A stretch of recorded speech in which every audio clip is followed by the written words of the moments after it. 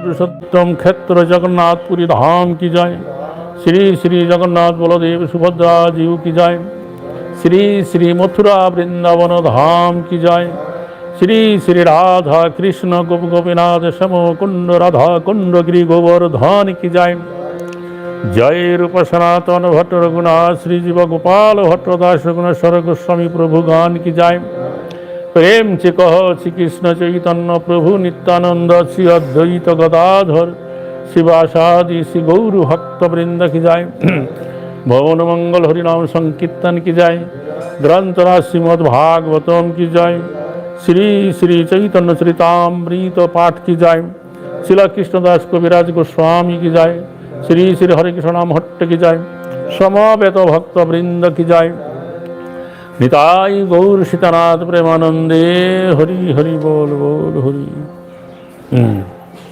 वंदे अहं श्री गुरु श्री जुतपद कमलं श्री गुरुन् वैष्णवां च श्री रूपं सग्रजातं सहगण रघुनाथान्वितं तं सजीवं साद्वैतं सावधूतं परिजन सहितं कृष्ण चैतन्य दीवम श्री राधा कृष्ण पादन सहगण ललिता श्री विशाखान्वितान् च। ॐ अज्ञानतिमिरन्धस्य ज्ञानाञ्जन शलाकया चक्षुरुन्मीलितं येन तस्मै श्री गुरुवे नमः। नमोऽयं विष्णुपादाय कृष्णो प्रेष्ठाय भूतले श्रीमते जयपताका स्वामिनीति नामिने। नमः आचार्यपादाय निताय कृपा प्रदायिने गौरकथा धामोदाय नगरग्रामतारिणे। नमोऽयं विष्णुपादाय कृष्ण प्रेष्ठाय भूतले श्रीमते भक्तिवेदान्त स्वामिनीति नामिने। नमस्ते सारस्वती देवे गौरवाणी प्रचारिणे निर्विशेष शून्यवादी प्रचैत देशतारिणे। वंशाकल्पतरुभ्यश्च कृपा सिंधु वयेव च पतितानां पावनेभ्यो वैष्णवेभ्यो नमो नमः। नमो वदन्याय कृष्ण प्रेम प्रदायते कृष्णाय कृष्ण चैतन्य नाम्ने गौरतिसे नमोऽहं। पंचतत्माकं कृष्णं भक्तरूप स्वरूपकं भक्तावतारं भक्तखं नमामि भक्तशक्तिकम्। हे कृष्ण करुणा सिंधु दीनबन्धु जगत्पते गोपेश गोपिकान्त राधाकान्त नमोस्तुते।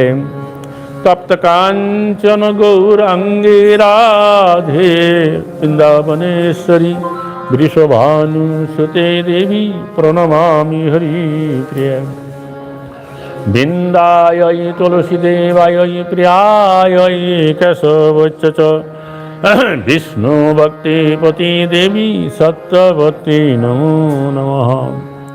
जय श्री कृष्ण चैतन्य प्रभु नित्यानंद श्री अद्वैत गदाधर शिवासादि श्री गौर भक्तवृंद। हरे कृष्ण कृष्ण कृष्ण हरे हरे हरे राम राम राम हरे हरे।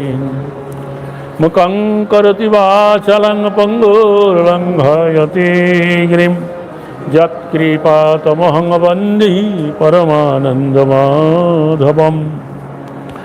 कृष्णदास कविराज रसिक भक्तमाज जेह कैल चैतन्य चरित गौर गोविंद लीला सुनिते गलेओ शिला ताहाते ना हইল मोर चित्त।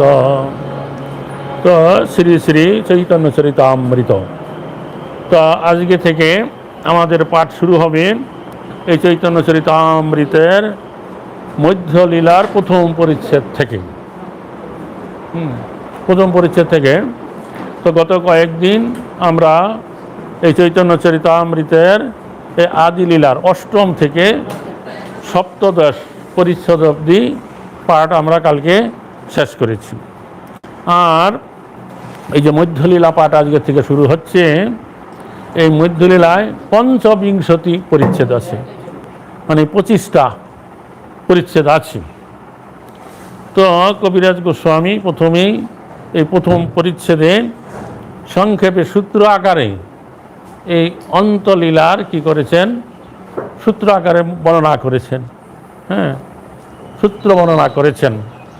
তো তিনি উল্লেখ করেছেন যে মহাপ্রভু 48 বছর এই জগতে প্রকট লীলা করেছেন। তার ভিতরে প্রথম যে 24 বছর এটা হচ্ছে নদিয়া লীলা। নদিয়ায় মায়াপুরে অবস্থান করে তিনি বহুবিধ লীলা করেছেন। তো এটাকে বলা হয়েছে আদি লীলা। তারপরে 24 বছর শেষে তিনি সন্ন্যাস গ্রহণ করে নীলাচলবাসী হলেন।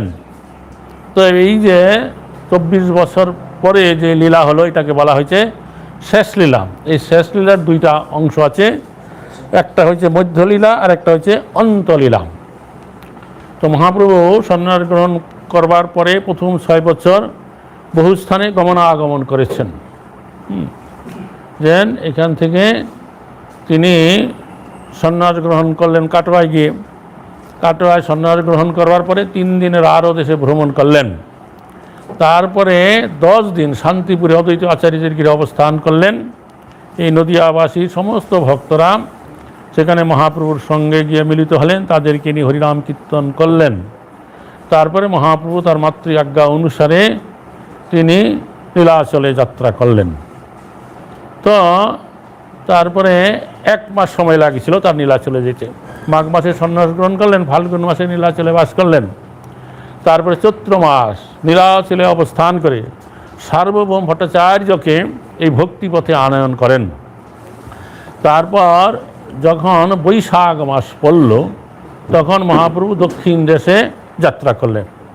দক্ষিণ দেশ থেকে ভ্রমণ করে নীলাচলে ফিরে আসে তার 2 বছর সময় লেগেছিল। তারপরে নীলাচলে অবস্থান করলেন। গৌরদেশ থেকে ভক্তরা গেলেন, তাদের নিয়ে রথযাত্রা করলেন প্রতি বছর। তো তারও 3 বছর পরে, 2 বছর ভ্রমণ করলেন, তার 3 বছর পরে মানে 5 বছর পরে তিনি বৃন্দাবনে যাওয়ার স্থল করে এই গৌরদেশে এলেন। কানাই নাশালা অবধি গেলেন, তারপরে আর গেলেন না। তারপর আবার নীলাচলে ফিরে গেলেন। আর সেই বছরে বিজয়া দশমীতে যাত্রা করে তিনি ঝাড়িখণ্ড বনপথে বৃন্দাবনে গেলেন। এবং বৃন্দাবনে তিনি যে কী দর্শন করলেন, ভ্রমণ করলেন, ভুবন বৃত্তান্ত বর্ণনা করা আছে। তারপরে ফেরার পথে তিনি পায়াগে 10 দিন রূপ গোস্বামীকে রেখে শিক্ষা দিলেন। তারপরে বেনারসে এসে সেই সময় বেনারসে সনাতন গোস্বামী গিয়ে মিলিত হলেন। তাকে 2 মাস বেনারসে রেখে মহাপ্রভু শিক্ষা দিলেন, যা সনাতন শিক্ষা নামে প্রসিদ্ধ। ফেরার পথে তারপরে তিনি সেখান থেকে নীলাচলে চলে গেলেন। তো এই পর্যন্ত হচ্ছে গমনাগমন 6 বছর মহাপ্রভুর এই মধ্যলীলা। তারপরে না 5 বছর পরে তিনি কারেন আসলে গিয়ে নীলাচলে গেলেন। আবার সেই বছরে বিজয়া দশমীর দিন তিনি বৃন্দাবনে গেলেন। তারপরে বৃন্দাবন ভ্রমণ করে পায়াগে এবং বেনারসে রূপ সনাতনকে শিক্ষা দিয়ে আবার রথযাত্রার পূর্বেই নীলাচলে চলে গেলেন। তারপরে সেই বছরে বিজয়া দশমীতে না, তারপরে তিনি এক নাগারে যে 18 বছর নীলাচলে অবস্থান করলেন। সেই যে লীলা তার নাম হচ্ছে অন্তলীলা। তো আমরা আজকে এই প্রথম পরিচ্ছেদে মধ্যলীলার কবিরাজ গোস্বামী সূত্র আকারে যে এই যে তার শেষ লীলা অন্তলীলা কোথায় কি করেছেন তা বর্ণনা করেছেন, সেটা আমরা পাঠ করব। তারপরে যে দ্বিতীয় পরিচ্ছেদে মহাপ্রভুর যে শেষ লীলা অন্তলীলায় কবিরাজ গোস্বামী ভেবেছিলেন যে তিনি অত্যন্ত বৃদ্ধ হয়ে গেছেন, জরাতুর, লিখতে হাত কাঁপে, চোখ ভেঙে ভালো দেখতে পান না। তো এই গ্রন্থ লেখার শেষ করার পূর্বে হয়তো তার দেহত্যাগ হয়ে যেতে পারে। এই জন্য তিনি কী করেছিলেন, মহাপ্রভুর এই যে অন্তলীলা বিশেষ করে তিনি কী করছেন, সূত্র আকারে লিপিবদ্ধ করেছেন। রাধারানীর ভাব নিয়ে মহাপ্রভু অবতীর্ণ হয়েছেন, যে কীরকমভাবে রাধারানী যেই রকমভাবে তিনি কৃষ্ণ বিরহে উন্মাদ দশা প্রাপ্ত হয়েছিল, তো সেই ভাব নিয়ে মহাপ্রভু এসেছেন, তো সেই ভাবে সেখানে বর্ণনা করেছেন। তারপরে তৃতীয় পরিচ্ছেদ থেকে মহাপ্রভুর সন্ন্যাস লীলা, রারো দেশে ভ্রমণ, শান্তিপুরে ভক্তগণ সাথে তার লীলা, তারপরে সেই কিনা সেই নীলাচলে গমন, ক্ষীরচুরা গোপীনাথে মাধবেন্দ্র পুরীপাদের ঘটনা, কীভাবে ক্ষীরচুরি করলো, তারপরে সেই লীলা সাক্ষী গোপাল দর্শন করলেন, নিত্যানন্দপুর সাক্ষী গোপালের কথা বললেন। তো যাই হোক, এইরকমভাবে আমাদের এই মধ্যলীলা পাঠ আজকের থেকে চলবে। তো এখন এই যে 25টা পরিচ্ছেদ, আমার মনে হয় এই 25টা পরিচ্ছেদ শেষ করতে কমসে কম 1.5 মাস লেগে যাবে, তার বেশি সময়ও লাগতে পারে। তো এখন লকডাউন পিরিয়ড চলছে, সময় আমরা যে যার বাড়িতে বসে আছি, তো আমরা এখানে মধ্যলীলা পাঠ করব। আশা করি আগামী 1.5 মাস বা 50-55 দিনে এটা হয়তো শেষ হবে, শুধু মধ্যলীলা। হ্যাঁ, তো আমরা আজকে পাঠ শুরু করছি, সবাই ধৈর্য ধরে মন দিয়ে পাঠ শুনুন। এখন অন্য কোনো কাজের তাড়া নাই, ধীরে সুস্থভাবে আমাদের এটা পাঠ শোনার সুযোগ এসে গেছে। হরে কৃষ্ণ।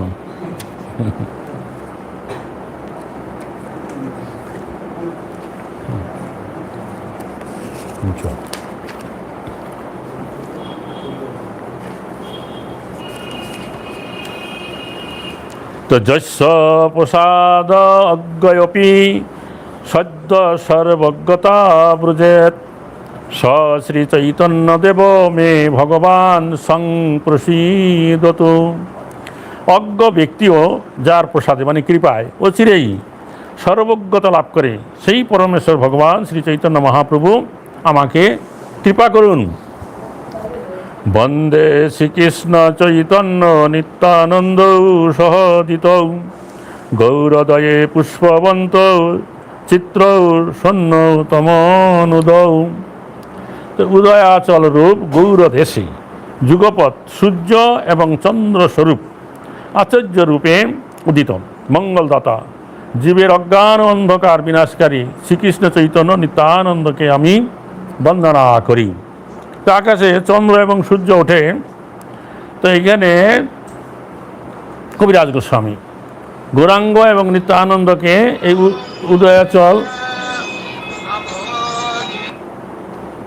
উদয়াচলে এই গৌর এবং চন্দ্র এবং সূর্যের সাথে উপমা দিয়েছেন, যে তারাও এই গৌর দেশের ভাগ্যের ফলে কি করেছেন, চন্দ্র এবং সূর্যের মতন দুই ভাই উদিত হয়েছেন। তো জয়তাং সুরত পঙ্গুর মম মন্দ মতের গতি, মৎ সর্বৎস পাদাম্বুজ রাধা মদন মোহনৌ, দ্রিব্যাদ বৃন্দারণ্য কল্পদু মাধব শ্রীমদ রত্নাগার সিংহাসনস্থ, শ্রীমদ রাধা শিল গোবিন্দ দিব্য চেষ্টা লিব্বি সেবমানুসরামি, শ্রীমান রাসরসারম্ভী বংশীবট তটস্থিত কর্ষণ বেণুর সেনীর গোপী গোপীনাথ স্যস্তন। তো এই 3টা শ্লোকের দ্বারা কবিরাজ গোস্বামী এখানে মদনমোহন, গোবিন্দদেব এবং গোপীনাথ এই 3-এর বন্দনা করেছেন। তো এই কবিরাজ গোস্বামী এই চৈতন্য চরিতামৃত গ্রন্থ রচনার প্রথমে মঙ্গল আচরণে 15টি শ্লোক দ্বারা গুরুদেব ইষ্টদেব তাদের বন্দনা করেছেন। আর এই যে 3-এর যে বন্দনা গোবিন্দ, গোপীনাথ, মদনমোহন, তো এই 3 তত্ত্বের বন্দনা করেছেন। তো এরা হচ্ছে যে সম্বন্ধ, অভিধেয় এবং প্রয়োজন তত্ত্বের অধিষ্ঠাত্রী দেব। তো প্রথমে মঙ্গলাচরণ শ্লোকে শেষ 3টা শ্লোকের দ্বারা এই 3 তত্ত্বের বন্দনা করে কবিরাজ গোস্বামী লিখলেন যে এই 3-এর চরণবন্ধ 3-এ মোরনাথ, এই 3-এ গরিয়াকে করিয়াছে আত্মসাৎ।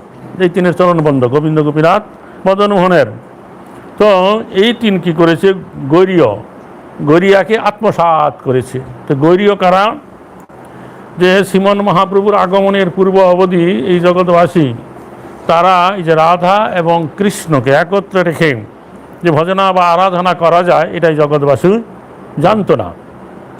তো মহাপ্রভু এই জগতে আসার পর স্বর গোস্বামীর দ্বারা তাই জগতে প্রবর্তন করেছেন এই রাধা কৃষ্ণের ভজন একত্রে করার। তো বলছে যে এই তিন কি করেছে, এই গরীয় বৈষ্ণবগণকে আত্মসাৎ করেছে। তিন হচ্ছে আমার নাথ, এই তিনের চরণবন্ধ, তিনে মোর নাথ। তো কি হয়েছে, বৃন্দাবনে এই তিন বিগ্রহ স্থাপিত হয়েছিল। কখন স্থাপিত হয়েছিল?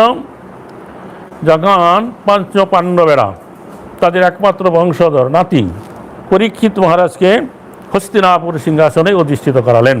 তারপর তারা মহাপ্রস্থানের উদ্দেশ্যে যাত্রা করলেন। তারপরে সেই সময় কি হয়েছিল, তার আগে কৃষ্ণ স্বধামে প্রত্যাবর্তন করেছেন এবং যদু বংশের লোকেরা তারা প্রবাস তীর্থে গিয়ে পরস্পর কলহ করে ধ্বংসপ্রাপ্ত হয়েছিলেন। তো সেই যদু বংশের একজন পুরুষ জীবিত ছিল, তিনি হচ্ছেন ব্রজনাভ, কৃষ্ণের নাতির পুত্র। প্রদ্যুম্ন, অনিরুদ্ধ, অনুরুদ্ধের পুত্র হয়েছে ব্রজনাভ। কৃষ্ণের পুত্র প্রদ্যুম্ন, প্রদ্যুম্নের পুত্র অনিরুদ্ধ, তার ছেলে হয়েছে ব্রজনাভ। ব্রজনাভকে পরীক্ষিত মহারাজ আনয়ন করে তাকে মথুরার সিংহাসনে অধিষ্ঠিত করালেন। তখন তারা এই দুইজন মিলে বৃন্দাবনে ব্রজমণ্ডলে রাধা কৃষ্ণের যত লীলাস্থলী আছে সেগুলো তারা সংরক্ষণ করলেন, যাতে ভবিষ্যৎকালের লোকেরা এসে দেখতে পারে যে এই স্থানে কৃষ্ণ এই লীলা করেছে। আর তারা দুইজনে কি করেছিলেন, এই বৃন্দাবনে 8 বিগ্রহ স্থাপনা করেছিলেন। 8 বিগ্রহ সেখানে গোবিন্দ, গোপীনাথ, মদন মোহন, যেখানে পঞ্চক্রোশের বৃন্দাবন আছে সেখানে স্থাপনা করলেন। আর গোবর্ধনে 2 বিগ্রহ স্থাপনা করলেন। হচ্ছে গোবর্ধনে গোবর্ধনধারী গোপাল বিগ্রহ স্থাপনা করলেন, যে গোপাল গোবর্ধনকে ধারণ করেছে। পরে মাধবেন্দ্র পুরীবাস সেই গোপাল আবার উত্তোলন করেছিলেন মেলোৎসবে, তা কুঞ্জের ভিতরে লুকিয়ে রেখে চলে গিয়েছিল। আর মানসী গঙ্গার দক্ষিণ তীরে হরিদেবজি বিগ্রহ স্থাপনা করলেন। তো কত হলো, 3 আর 2 5। আর মথুরায় শ্রীকৃষ্ণের যে জন্মস্থান, যেখানে শ্রীকৃষ্ণ আবির্ভূত হয়েছিলেন দেবকী এবং বসুদেবের সম্মুখে চতুর্ভুজ নারায়ণ রূপে, তারপরে তাদের অনুরোধে তিনি দ্বিভুজ ধারণ করলেন।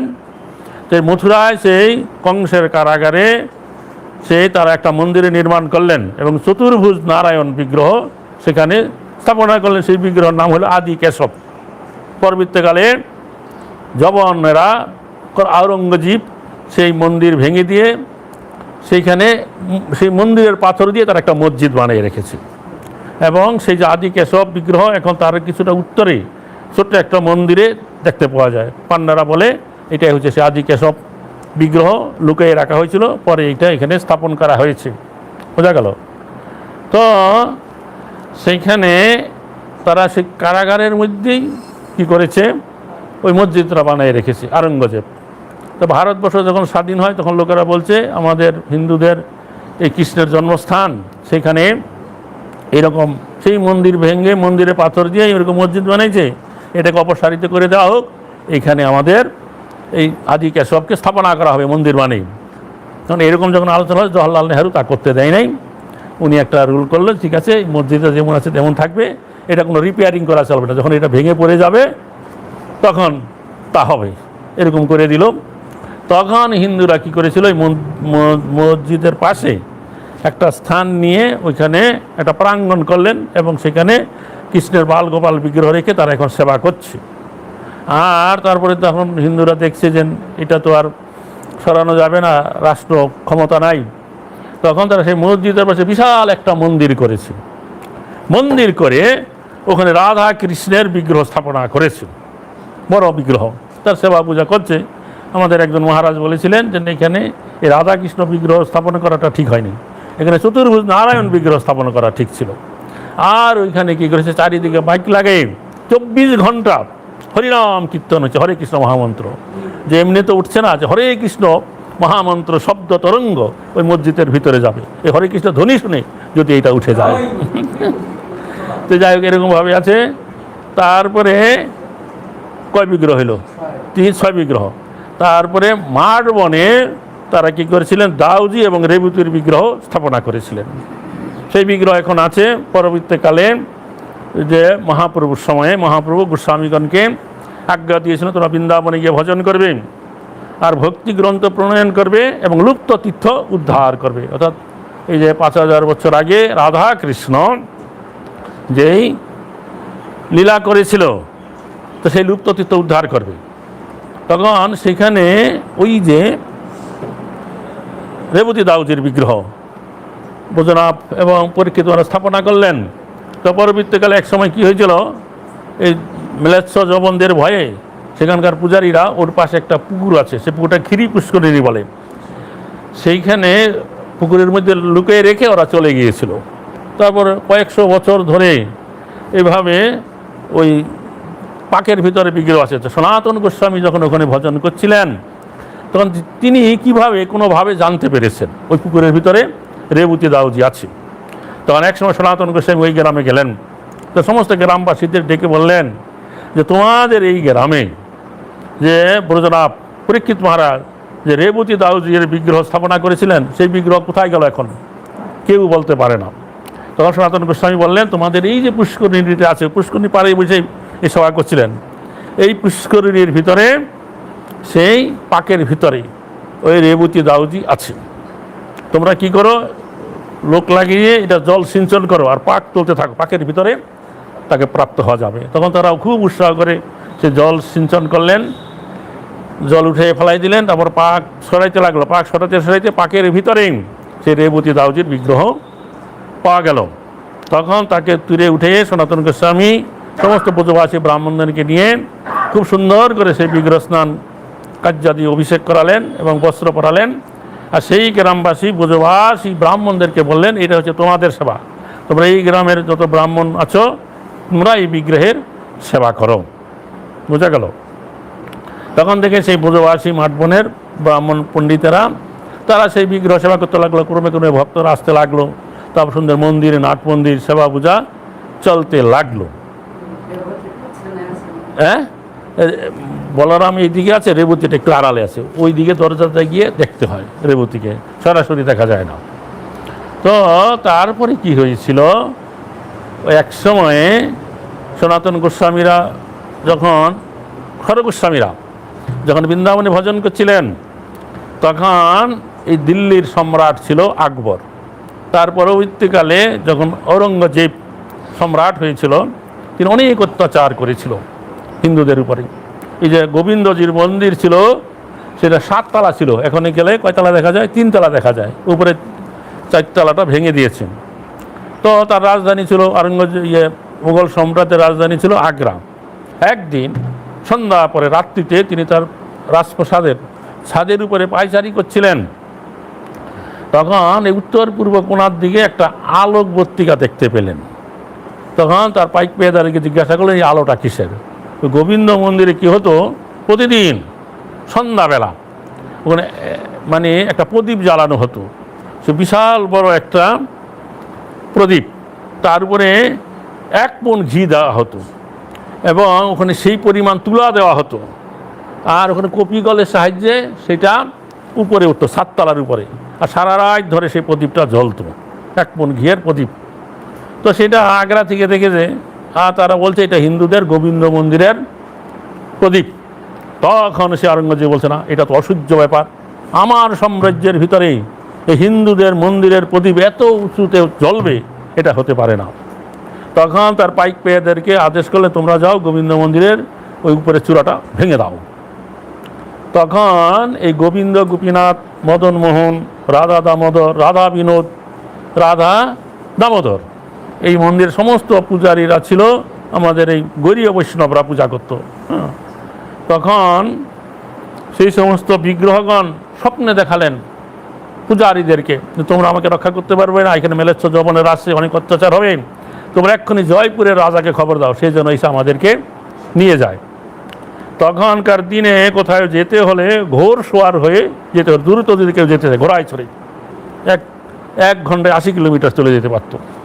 তখন এরকম পত্র দিয়ে, তখন জয়পুরের রাজা ছিল দ্বিতীয় জয় সিং, তার কাছে যখন এই খবর দিল সঙ্গে সঙ্গে দ্বিতীয় জয় সিং লোকজন নিয়ে এসে বৃন্দাবনে যত বিগ্রহ আছে গোবিন্দ, গোপীনাথ, মদন মোহন, দামোদর এবং হচ্ছে রাধা বিনোদ, সমস্ত বিগ্রহগণ এবং তাদের সেবক পূজারীগণকে তারা নিয়ে চলে যাচ্ছিল। তখন প্রথম রাত্রে তারা গিয়ে কী করেছিলেন, কাম্যবনে একটা গোবিন্দ মন্দির আছে, সেখানে গিয়ে বিশ্রাম করছিলেন। তখন তারা বিন্দাজির একটা বিগ্রহ আছে, তাকেও নিয়ে যাচ্ছিলেন। তখন রাত্রে ওই বিন্দাজি ওই কে জয় সিংকে, জয়পুরের রাজা, তাকে স্বপ্নে দেখা দিয়ে বললেন যে তুমি বৃন্দাবন থেকে সবাইকে নিয়ে যাও, কিন্তু আমাকে নিও না। আমাকে যদি এই ব্রজমণ্ডল বৃন্দাবন থেকে নিয়ে যাও তাহলে বৃন্দাবনের আর কি থাকবে, তুমি আমাকে এখানেই রেখে যাও। যার জন্য ওই রাজা দ্বিতীয় জয় সিং ওই বৃন্দাজিকে সেই কাম্যবনে সেই গোবিন্দ মন্দিরেই রেখে গেছেন। এখনও সেই কাম্যবনে গোবিন্দ মন্দিরে বৃন্দাজি একটা প্রকোষ্ঠে সেবিত হচ্ছে। রাধারমন ছোট বিগ্রহ, তাই পূজারীরা ওরা লুকিয়ে রেখেছিল, যেন বৃন্দাবনেই রয়ে গেছে। তখন কী হয়েছে, ওই দ্বিতীয় জয় সিং উনি সেই জয়পুরে বিভিন্ন স্থানে মন্দির নির্মাণ করে এই বিগ্রহগণকে রাখলেন, সেবা পূজার ব্যবস্থা করলেন। প্রত্যেক মন্দিরের যারা যারা পূজারী সেবা ছিল তারা তাদেরকে নিয়ে গেছেন। কনক বৃন্দাবন নামক একটা স্থানে বিশাল সরোবরে, সেখানে রাধা কবি জয়দেবের সেবিত রাধা মাধব বিগ্রহ আছে এখনও। তারপরে গোবিন্দজি আছে, এবং এক জায়গায় এ মদনমোহন বিগ্রহ ছিল। তারপরে দামোদর আছে, রাধা বিনোদ আছে। তারপরে আরেকটা লীলা করে মদনমোহন ওইখান থেকে কী করেছেন, করলিতে চলে গেছেন। সেই আরেকটা লীলা, সেটা কি ওই রাজার একটা মেয়ে ছিল। তো সেই মেয়েটা বাল্যকাল থেকে প্রতিদিন ওই রাধা মদনমোহনকে দর্শন করতো গিয়ে, মদনমোহন দর্শন করতো। তারপর মেয়েটা কোনো বড় হয়েছে, তার বিবাহ হবে, তার বিবাহ ঠিক হয়েছে করলির রাজকুমারের সাথে। তখন সেই মেয়ে বলছে তার বাবাকে যে আমি বিয়ে করবো না। কেন বিয়ে করবে না? তখন বলছে যে তার একটা কারণ আছে, তোমাকে একটা জিনিস যৌতুক স্বরূপ দিয়ে দিতে হবে। বলে যা তুমি যা বলো তাই আমি তোমাকে দিয়ে দেবো। তখন সেই কন্যা বলছে ঠিক আছে, তোমার আপনার যে মন্ত্রী পারিষদ যারা আছে তাদেরকে ডাকুন, তাদেরকে সাক্ষী রেখে আমি কথাটা বলবো। তখন তাদেরকে একত্রে ডাকা হয়েছে যে মেয়ে কী বলবে। তখন বলছে যে আমি প্রতিদিন এই মদনমোহনকে গিয়া দর্শন করি, এখান থেকে করলি অনেক দূরের পথ, আমি যে করলিতে বধূ হয়ে সেখানে থাকবো, কোনোদিন মদনমোহনকে দর্শন করতে পারবো না। তো কন্যা বিবাহ দিলে যৌতুক স্বরূপ কিছু দিতে হয়, তো আমাকে যখন বিবাহ দেওয়া হবে এই মদনমোহনকে যৌতুক স্বরূপ সেখানে দান করে দিতে হবে। আর এই কথা শুনে সে রাজা, তার ইচ্ছা ছিল না মদনমোহনকে করলিতে পাঠিয়ে দেওয়া। তিনি এখন কথা দিয়েছেন, যা চাইবে তাই দেবে। এখন কি করেন, তখন তিনি একটা চাতুরালি করতে চাইলেন, যে চালাকি করে তাকে মদনমোহন দেবেন না। তখন রাজা বলল যে ঠিক আছে, এই মদনমোহনের প্রতি তোমার কীরকম ভক্তি আছে, সেই ভক্তি পরীক্ষায় তোমাকে উত্তীর্ণ হতে হবে, তাইলে তুমি মদনমোহনকে পাবে। কি পরীক্ষা হবে? তখন বললে যে এই মদনমোহনের মতন আরও 8টা মদনমোহন তৈরি করা হবে, আর এই মদনমোহন, এই 9টা মদনমোহন, তার মাঝখানে তোমাকে চক্ষু বেঁধে ছেড়ে দেওয়া হবে।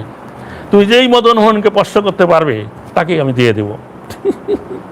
তখন এই বিগ্রহ তৈরি করার কাজ চলছে, আর ওই মেয়েটা রোজ মদনমোহনের দ্বারে গিয়ে তাকে দর্শন করে আর কান্না করে। তো যেদিন পরীক্ষা হবে তার আগের দিন মদনমোহন তাকে বলছে তুমি এরকম দুঃখ করো না, কান্না করো না, আমি তোমার সাথে যাব। তোমাকে যখন চোখ বেঁধে ছেড়ে দেবে তখন দেখবে কানের কাছে একটা ভ্রমর গুনগুন করছে, যেই দিক থেকে শব্দ ওটা আসবে সেই দিকে তুমি যাবে, আমাকে স্পর্শ করে ফেলবে। তখন যখন পরীক্ষা হলো তো তাকে চোখ বেঁধে ছেড়ে দেওয়া হলো, ঠিকই ভ্রমরের গুনগুন শুনছে, সেই দিকে গেছে আর মদনমোহনকে, আসল মদনমোহনকে স্পর্শ করে ফেলেছে। তখন রাজা দেখি বাবা, এই তো পরীক্ষায় উত্তীর্ণ হয়ে গেল। তখন তার বিবাহ হলো এবং মদনমোহনকে করলিতে দান করে দিলেন।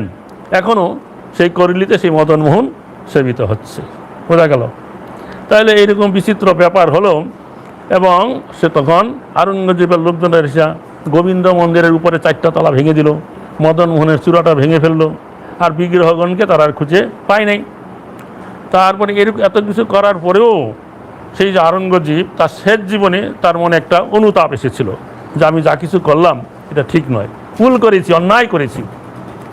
তখন তিনি কি করেছিলেন, যেন 1 বার 2 বার 3 বার তিনি চাইছিলেন যে এই যে মাঠ মঠে যে দাউজি আছে তার কাছে যাব, গিয়ে একটু সালাম করব এবং তার কিছু সেবা করব।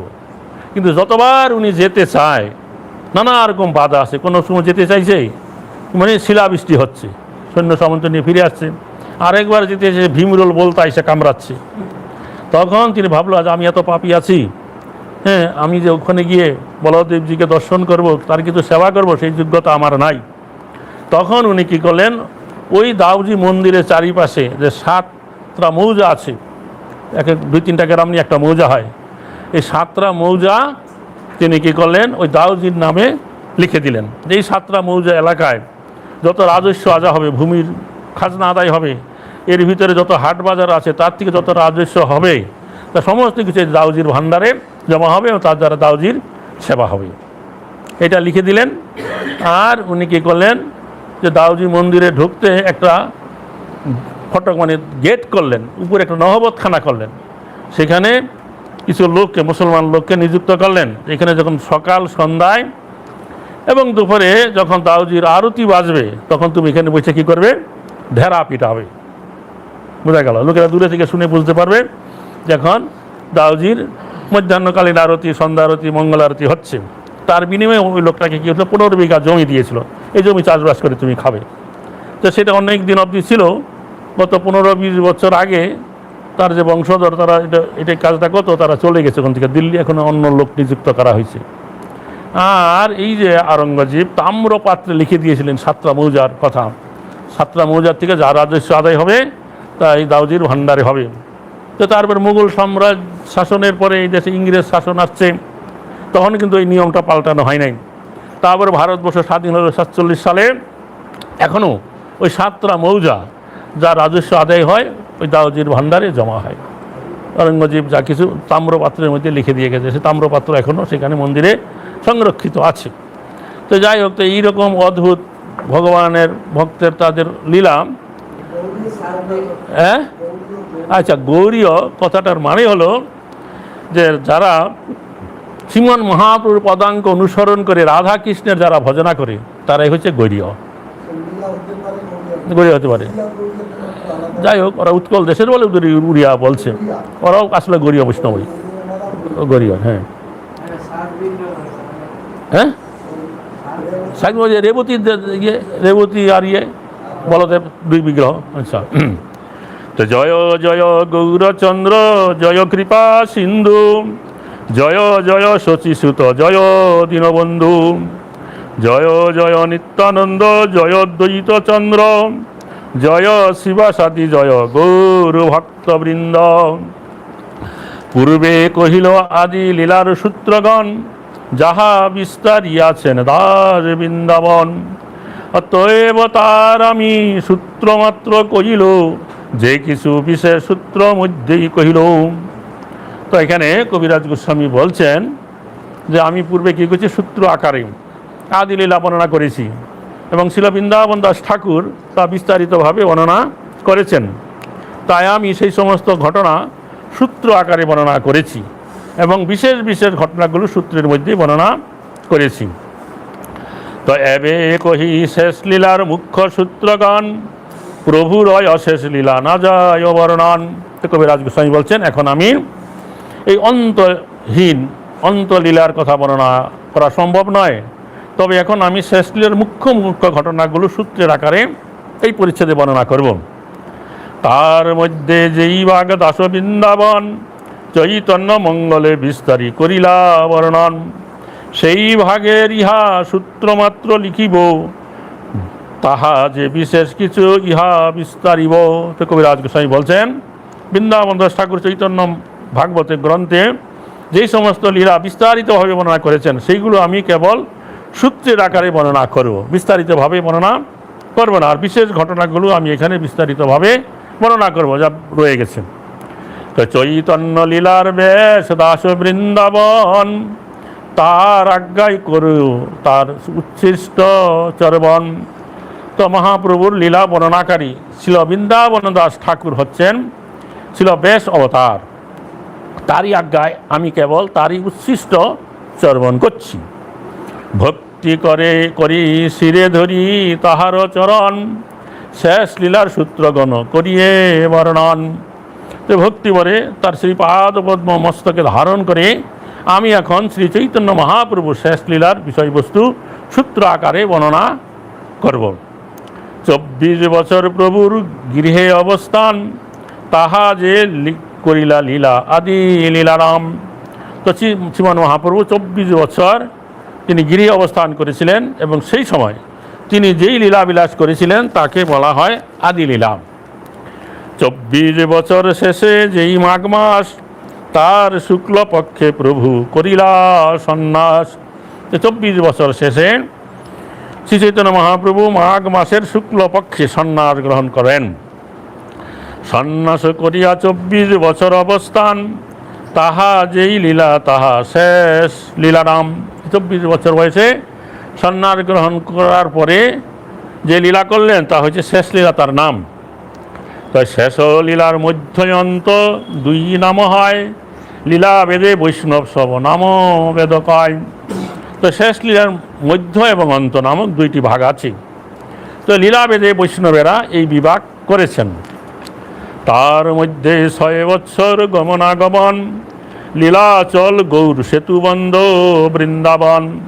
তো শেষ 24 বছর এর প্রথম 6 বছর মহাপ্রভু কী করছেন? নীলাচল, তারপরে গৌরদেশ, তারপরে সেতুবন্ধ, বৃন্দাবন আদি ভারতের সর্বত্র তিনি ভ্রমণ করেছিলেন। তার ভ্রমণ লীলা 6 বছর। তাহা যে লীলা তার মধ্য লীলা নাম, তার পাশে লীলা অন্তলীলায় অভিধান। তবে এই যে 6 বছর তিনি যে গমনাগমন করেছেন দক্ষিণ ভারত, গৌরদেশ, বৃন্দাবন, তো এটাকে বলা হয়েছে মধ্যলীলা। আর তার পাশে যে 18 বছর যে লীলা, এটাকে বলা হয়েছে অন্তলীলা। আদি লীলা, মধ্যলীলা, অন্তলীলার আর এবে মধ্যলীলার কিছু করিয়ে বিস্তার। তো এরকমভাবে 3 ভাগে ভাগ হলো, আদি লীলা, মধ্যলীলা এবং অন্তলীলা। তো এখন কবিরাজ গোস্বামী বলছেন আমি এখন মধ্যলীলার কিছু বর্ণনা করব বিস্তারিতভাবে। 18 বর্ষ কেবল নীলাচলে স্থিতি, আপনি আচরি জীবে শিখাইলা ভক্তি। তো 18 বছর ধরে শ্রীমন মহাপ্রভু জগন্নাথপুরীতে অবস্থান করেছিলেন এবং স্বয়ং আচরণ করে সমস্ত জীবদেরকে ভগবত ভক্তির শিক্ষাদান করলেন। তার মধ্যে 6 বৎসর ভক্তগণ সঙ্গে প্রেম ভক্তি প্রবর্তিলা নিত্য গীত রঙ্গে। তার মধ্যে 6 বছর মহাপ্রভু তার ভক্তদের সঙ্গে নিত্য গীত করার মাধ্যমে প্রেম ভক্তি প্রবর্তন করেছিলেন। তো নিত্যানন্দ গোসাই রে পাঠাইলা গৌর দেশে, তেহ গৌর দেশে ভাসাইল প্রেম রসে। সহজেই নিত্যানন্দ কৃষ্ণ প্রেম উদ্দাম, প্রভুর আজ্ঞায় কইল যাহা তাহা প্রেম দান। তো মহাপ্রভু নিত্যানন্দ প্রভুকে জগন্নাথপুরী থেকে আজ্ঞা দিয়ে বঙ্গদেশে পাঠালেন এবং তখন যার নাম ছিল গৌরদেশ, এই বঙ্গদেশের নাম ছিল গৌরদেশ, এবং অপাকৃত ভক্তি রসের দ্বারা তিনি সারা দেশ প্লাবিত করেছিলেন। তো মহাপ্রভু নিত্যানন্দ প্রভুকে আজ্ঞা দিলেন যে তুমি কি করো, এখন এই নীলাচল ধামে বসে না থেকে তুমি গৌরদেশে যাও, এই আচণ্ডালে সকলকে তুমি কৃষ্ণ ভক্তি প্রদান করো। তো নিত্যানন্দ প্রভুর খুব সম্ভব ইচ্ছা ছিল না ওখান থেকে আসা। তখন মহাপ্রভু বলে তাহলে তুমি অবতার কেন হয়েছিলে যদি এখানে বসে থাকবে? আমার দ্বারা সেই কাজ সম্ভব নয়, তোমার দ্বারা সেই কাজ হবে। তুমি বাংলায় যাও, গৌরদেশে যাও, আর আচণ্ডালে সকলকে কি করো, এই কৃষ্ণ ভক্তি কৃষ্ণ প্রেম প্রদান করো। তখন নিত্যানন্দ প্রভু এই বঙ্গদেশে এলেন, তার সাথে কিছু ভক্ত মহাপ্রভু দিলেন এবং মহাপ্রভুর নিত্যানন্দ প্রভু স্বাভাবিকভাবে হচ্ছেন ভগবত প্রেম আত্মহারা। আর তখন মহাপ্রভুর দ্বারা আদিষ্টিত হয়ে তিনি যেখানে সেখানে কৃষ্ণ প্রেম দান করলেন। তাহার চরণে মোর কোটি নমস্কার, চৈতন্যর ভক্তি যেহ লইল সংসার। কবিরাজ গোস্বামী বলছেন আমি নিত্যানন্দ প্রভুর শ্রীপাদপদ্মে অসংখ্য প্রণতি নিবেদন করছি, যিনি সারা জগৎকে শ্রী চৈতন্য মহাপ্রভু ভক্তি প্রদান করেছেন। চৈতন্য গোসাই যারে বলে বড় ভাই, তেহ কহে মোর প্রভু চৈতন্য গোসাই। তো শ্রী চৈতন্য মহাপ্রভু নিত্যানন্দ প্রভুকে বড় ভাই বলতেন, আর সেই নিত্যানন্দ প্রভু শ্রী চৈতন্য মহাপ্রভুকে প্রভু বলে সম্বোধন করতেন। যদ্যপি আপনি হয়ে প্রভু বলরাম, তথাপি চৈতন্যের করে দাস অভিমান। তো যদিও নিত্যানন্দ প্রভু স্বয়ং বলরাম, তথাপি তিনি নিজেকে শ্রী চৈতন্য মহাপ্রভু দাস বলে মনে করতেন। আমরা এর আগের পরিচ্ছেদে পড়েছি যে নিত্যানন্দ প্রভু দাস্য, সখ্য এবং বাৎসল্য দ্বারা মহাপ্রভুর সেবা করতেন। আর অদ্বৈত আচার্য কী করতেন? মহাবিষ্ণুর অবতার, তার দাস্য এবং সখ্য এই দুইটা ভাবে মহাপুরুষ সেবা করতেন। বাৎসল্যটা তার ছিল না। কিন্তু তার পত্নী সীতা ঠাকুরানী, যিনি ছিলেন যোগমায়ার অবতার, তিনি কিন্তু বাৎসল্যভাবে মহাপ্রভুর সেবা করেছেন। চৈতন্য সেব চৈতন্য গাও, লও চৈতন্য নাম, চৈতন্যে যে ভক্তি করে সেই মোর প্রাণ। নিত্যানন্দ প্রভু সকলকে চৈতন্য মহাপ্রভু সেবা করতে, চৈতন্য মহাপ্রভু নাম গ্রহণ করতে এবং চৈতন্য মহাপ্রভুর মহিমা কীর্তন করতে অনুরোধ করেছিলেন। নিত্যানন্দ প্রভু বলেছিলেন, যে চৈতন্য মহাপ্রভুকে ভক্তি করে সে আমার প্রাণের মতো প্রিয়। এই মতো লোকে চৈতন্য ভক্তি লওয়াইল, দীনহীন নিন্দুক সবারে নিস্তারিল। এইভাবে নিত্যানন্দ প্রভু জাতি ধর্ম বর্ণ নির্বিশেষে সকলের কাছে চৈতন্য মহাপ্রভু পাদপদ্মের প্রতি ঐকান্তিক আসক্তি দান করলেন। তার ফলে দীনহীন অধপতিত নিন্দুকেরাও পর্যন্ত নিস্তার প্রাপ্ত হইলেন। তবে প্রভু ব্রজে পাঠাইল রূপ সনাতন, প্রভুর আজ্ঞায় দুই ভাই আইলা বৃন্দাবন। তারপরে মহাপ্রভু রূপ গোস্বামী এবং সনাতন গোস্বামীকে বৃন্দাবনে প্রেরণ করলেন। মহাপ্রভুর আজ্ঞায় দুই ভাই বৃন্দাবনে এলেন। ভক্তি প্রচারিয়া সর্বতীর্থ প্রকাশিল, মদন গোপাল গোবিন্দের সেবা প্রচারিল। তো বৃন্দাবনে গিয়ে এই দুই ভাই ভগবত ভক্তির প্রচার করেছিলেন এবং বহু লুপ্ত তীর্থ উদ্ধার করেছিলেন। তারা বিশেষভাবে মদন মোহন এবং গোবিন্দজির সেবা প্রবর্তন করেছিলেন। রূপ গোস্বামী করেছিলেন গোবিন্দজির মন্দির, আর সনাতন গোস্বামী করেছেন মদন মোহন মন্দির। নানা শাস্ত্রয়ানি কইলা ভক্তি গ্রন্থ সার, মূরয় অধম জনের তিহ করিলা নিস্তার। ছিল রূপ গোস্বামী এবং সনাতন গোস্বামী বৃন্দাবনে বহু শাস্ত্র নিয়ে এসেছিলেন এবং সেইগুলি সার সংগ্রহ করে ভগবত ভক্তির বিষয়ে বহু শাস্ত্র প্রণয়ন করেছিলেন। এইভাবে তারা সমস্ত মূর্খ এবং অধপতিত মানুষদের উদ্ধার করেছিলেন। এই জন্য যে শ্রীনিবাস আচার্য উনি যখন স্বরগোস্বামী অষ্টকম লিখেছিলেন, তাতে তিনি উল্লেখ করেছিলেন যে নানা শাস্ত্র বিচার নৈক নিপুণ সদ্ধর্ম সংস্থাপক লোকানাং হিতকারিণ্য ত্রিভুবনে মান্য শরণ্য করৌ, রাধা কৃষ্ণ পদারবিন্দ ভজনানন্দেন মর্তালিক, বন্দে রূপ সনাতন রঘুযুগ শ্রীজীব গোপালক। তো তিনি উল্লেখ করলেন, আমি রূপ গোস্বামী, সনাতন গোস্বামী প্রমুখ স্বর গোস্বামীরা যারা অত্যন্ত নিপুণতার সহকারে নানা শাস্ত্র বিচারণ করে জনসাধারণের মঙ্গলের জন্য ভগবত ভক্তিরূপ সদ্ধর্ম প্রতিষ্ঠা করেছেন, এই সমস্ত গোস্বামীরা বৈদিক শাস্ত্রের ভিত্তিতে ভক্তি বিষয়ক বহু গ্রন্থ রচনা করেছেন। ভগবত ভক্তি কতগুলো আবেগপ্রবণ কার্যকলাপ নয়, সমস্ত বৈদিক শিক্ষার সারমর্ম যে ভগবত ভক্তি সেই সত্য প্রতিপন্ন করে। ভগবান বলেছেন বেদই সর্বৈর অহমেব বিদ্যম। সমস্ত বৈদিক শাস্ত্রের উদ্দেশ্য হচ্ছে শ্রীকৃষ্ণকে জানা এবং ভগবত ভক্তির মাধ্যমে কিভাবে শ্রীকৃষ্ণকে জানা যায় তা বৈদিক প্রমাণের ভিত্তিতে বিশ্লেষণ করেছেন শ্রীল রূপ গোস্বামী, সনাতন গোস্বামী। তারা এত সুন্দরভাবে তা প্রমাণ করেছেন যে মহামূর্খ এবং অতি অধপতিত মানুষেরাও এই পন্থা অবলম্বন করতে পারে এবং ভগবত ভক্তি অনুশীলন করার মাধ্যমে ভববন্ধন থেকে মুক্ত হতে পারেন। হরে কৃষ্ণ। তা প্রভুর আজ্ঞাই কইল সর্বশাস্ত্রের বিচার, ব্রজের নিগুড় ভক্তি করিল প্রচার। তো মহাপ্রভুর নির্দেশ অনুসারে সমস্ত শাস্ত্র বিচার করে তারা ব্রজের নিগুড় ভক্তি প্রচার করেছিলেন। অর্থাৎ মহাপ্রভু কোনো শাস্ত্র গ্রন্থ রচনা করেননি, শুধু শিক্ষা অষ্টকম রচনা করেছে। আর তিনি কি করেছিলেন? এই স্বরগোস্বামীকে শক্তি সঞ্চার করে বৃন্দাবনে প্রেরণ করলেন। তাদের দ্বারা তিনি ভক্তি গ্রন্থ রচনা করে তিনি কী করলেন? এই ভক্তি ধর্ম জগতে স্থাপনা করলেন। তার একটা কারণ আছে, সে কারণটা হয়েছিল এই নদিয়া লীলা চলাকালীন সময়ে।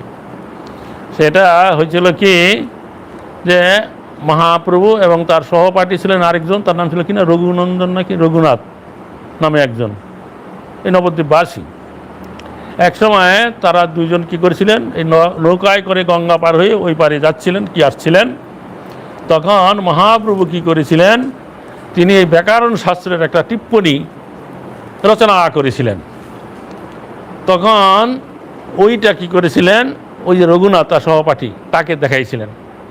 তো ওইটা দেখে তিনি খুব দুঃখিত, মনটা তার ভরাক্রান্ত হয়ে গেল। বলে কেন? বলছে যে আমি ভেবেছিলাম আমি একটা এরকম ব্যাকরণে টিপ্পনী রচনা করছি, আর নিমাই তোমার এই যে গ্রন্থ এত সুন্দর রচনা তুমি করেছো, এটা যদি লোকে পড়বে আমার গ্রন্থ কেউ পড়বে না। এই তার মনে দুঃখ। এইটা মহাপুরুষ শুনে তার হাত থেকে নিয়ে সঙ্গে সঙ্গে এটা গঙ্গায় ফেলিয়ে দিলেন, যে ঠিক আছে তোমার গ্রন্থই প্রকাশিত জগৎ, আমি কোনো গ্রন্থ লিখব না। তাই মহাপুরুষ নিজে আর কোনো গ্রন্থ লেখে নাই, শিক্ষা অষ্টকম লিখেছে এবং স্বরূপ গোস্বামীকে শক্তি সঞ্চার করে তাদের দ্বারাই তিনি এই ভক্তি গ্রন্থ রচনা করিয়েছেন। হরে কৃষ্ণ। তা সনাতন গোস্বামী যে কি গ্রন্থ রচনা করেছেন সে গ্রন্থের তালিকা এখানে দিচ্ছেন। যে হরি ভক্তি বিলাসার ভাগবত অমৃত দশম টিপ্পণী আর দশম চরিত্র। সনাতন গোস্বামী পাদ হরি ভক্তি বিলাস, ভাগবত অমৃত, দশম টিপ্পণী এবং দশম চরিত্র প্রভৃতি গ্রন্থ রচনা করেছেন। তো বলছে ভক্তি রত্নাকর গ্রন্থের প্রথম তরঙ্গে বর্ণনা করা হয়েছে সনাতন গোস্বামী শ্রীমদ্ ভাগবতমের অর্থ যেইভাবে হৃদয়ঙ্গম করেছিলেন এবং আচ্ছাদন করেছিলেন, তিনি বৈষ্ণব তুষরী নামক শ্রীমদ্ ভাগবতমের ভাষ্যে তা প্রকাশ করেছেন। শিল সনাতন গোস্বামী এবং শিল রূপ গোস্বামী সরাসরিভাবে মহাপ্রভুর কাছ থেকে যে জ্ঞান আরোহণ করেছেন তা তারা অত্যন্ত দক্ষতা সহকারে সারা পৃথিবী জুড়ে প্রচার করেছিলেন। শিল সনাতন গোস্বামী তার বৈষ্ণব তুষরী নামক শ্রীমদ্ ভাগবতমের ভাষ্য সম্পাদন করবার জন্য শিল জীব গোস্বামীকে দিয়েছিলেন এবং জীব গোস্বামী লঘু তুষরী নামক তা সম্পাদন করেছিলেন। শিল সনাতন গোস্বামী বৈষ্ণব তুষনী লিপিবদ্ধ করেছিলেন 1476 শতাব্দে। জীব গোস্বামী লঘু তুষনী সমাপ্ত করেছিলেন 1504 শতাব্দে। তো ছিল সনাতন গোস্বামী রচিত হরিভক্তি বিলাস গ্রন্থটি ছিল গোপাল ভট্ট গোস্বামী সংগ্রহ করেন এবং তা বৈষ্ণব স্মৃতি নামে পরিচিত। এই বৈষ্ণব স্মৃতি গ্রন্থ 20টি বিলাস আছে। বোঝা গেল, 20টি বিলাসের কথা বর্ণনা করা হয়েছে। তারপরে বলা হয়েছে কি যে ভক্তি সিদ্ধান্ত সরস্বতী ঠাকুরের মতে ছিল গোপাল ভট্ট গোস্বামী সংকলিত গ্রন্থে বৈষ্ণব স্মৃতির পূর্ণ বিকাশ লক্ষিত হয় না। শ্রী গৌর সুন্দরের আদেশ অনুসারে ছিল সনাতন গোস্বামীর বিপুল স্মৃতি সংগ্রহের তৎকালোচিত আংশিক বিষয়সমূহ নির্দেশিত হয়েছে মাত্র। বৈষ্ণব স্মৃতি কল্পদ্রুমের বা সনাতন গোস্বামীর হরিভক্তি বিলাস প্রকাশিত হলেই বৈষ্ণব সমাজের সমস্ত ব্যবহারিক অভাব বিদরিত হবে।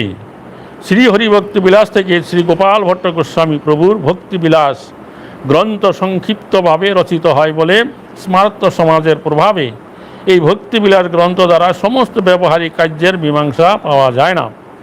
ছিল সনাতন গোস্বামী রচিত এবং সংকলিত হরিভক্তি বিলাস টিকা দিগ্দর্শনী টিকায় কি অংশ যা বর্তমানকালের ভক্তিবিলাস গ্রন্থের টিকারূপে প্রকাশিত, তা গোপীনাথ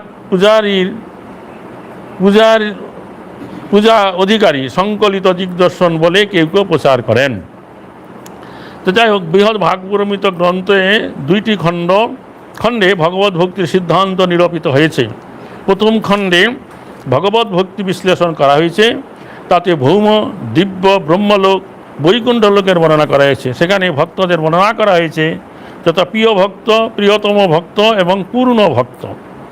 গোলক মাহাত্ম্য নিরূপণ নামক দ্বিতীয় খণ্ডে চিৎজগতের মহিমা বর্ণনা করা হয়েছে। তাতে বৈরাগ্য, জ্ঞান, ভক্তি, বৈকুণ্ঠ, প্রেম, অভীষ্ট লাভ, জগদানন্দে 7টি অধ্যায় আছে। এই গ্রন্থটি মোট 14টি অধ্যায় পূর্ণ। তো দশম টিপ্পণী হচ্ছে শ্রীমদ্ ভাগবতমের দশম স্কন্ধের টিকা। এই গ্রন্থটি আরেকটি নাম হচ্ছে বৃহৎ বৈষ্ণব তুষনী টিকা। তো ভক্তি রত্নাকর গ্রন্থে বর্ণনা করা হয়েছে যে 1476 শতাব্দে দশম টিপ্পণী সম্পূর্ণ হয়। বোঝা গেল, বিশাল ব্যাপার। এই সব গ্রন্থ কইল গোসাই সনাতন, রূপ গোসাই কইল যত কে করু গণন। তো রূপ গোস্বামী পাদ যেই সমস্ত গ্রন্থ রচনা করেছিলেন তা এত গ্রন্থ রচনা করেছেন যা গণনা করে শেষ করা যায় না। প্রধান প্রধান কিছু করিয়ে গণন লক্ষ্য গ্রন্থে কইল ব্রজবিলাস বর্ণন। তো তাই আমি রূপ গোস্বামী রচিত প্রধান প্রধান কিছু গ্রন্থগুলির আলোচনা করব।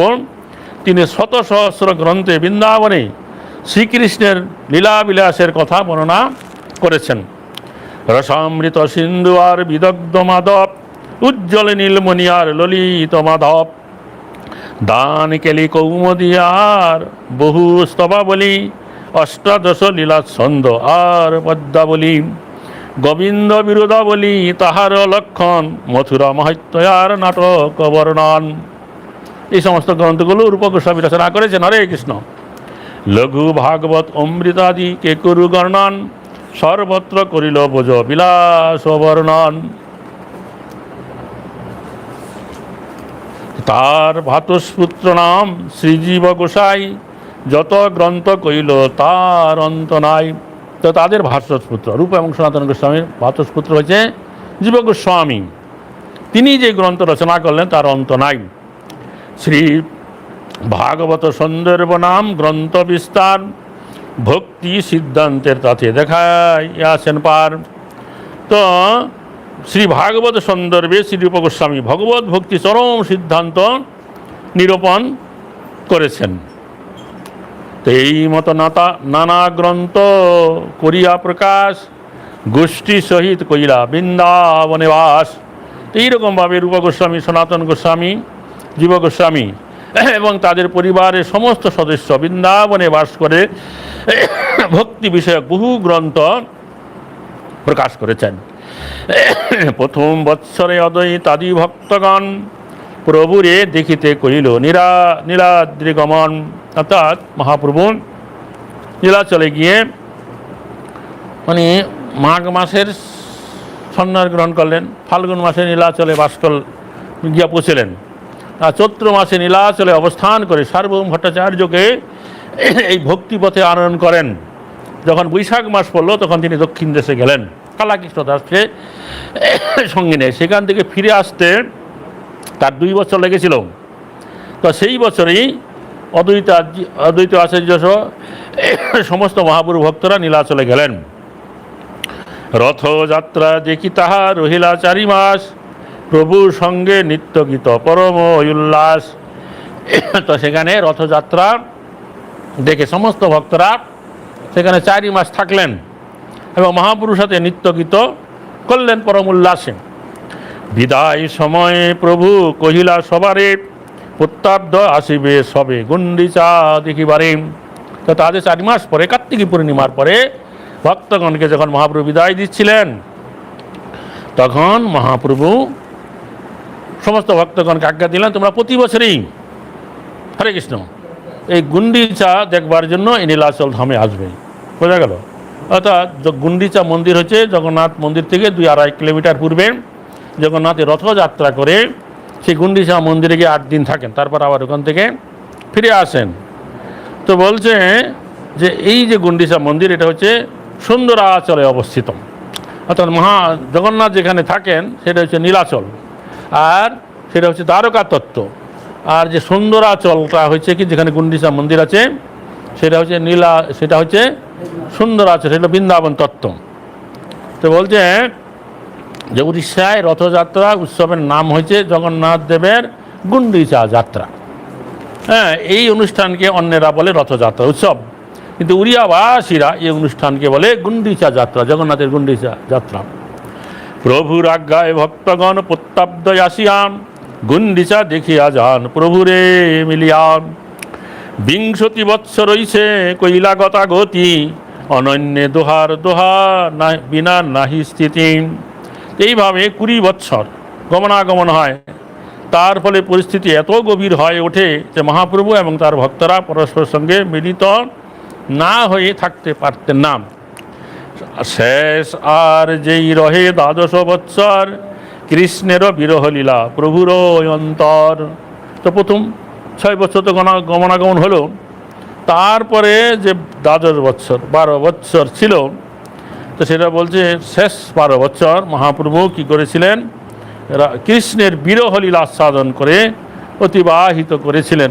বৃন্দাবনের গোপিকারাম, রাধারানী সহ গোপিকারাম, কৃষ্ণ যখন মথুরায় চলে যান কৃষ্ণর বিরহে যেই রকমভাবে তারা বিরহিত হয়েছিল সেই রকম ভাব নিয়ে মহাপ্রভু অবতীর্ণ হইলেন। যে সেই গোপী ভাব তিনি আচ্ছাদন করলেন। নিরন্তর রাত্র দিনে বিরহ অনুমাদে হাসে কান্দে নাচে গায় পরম বিবলে।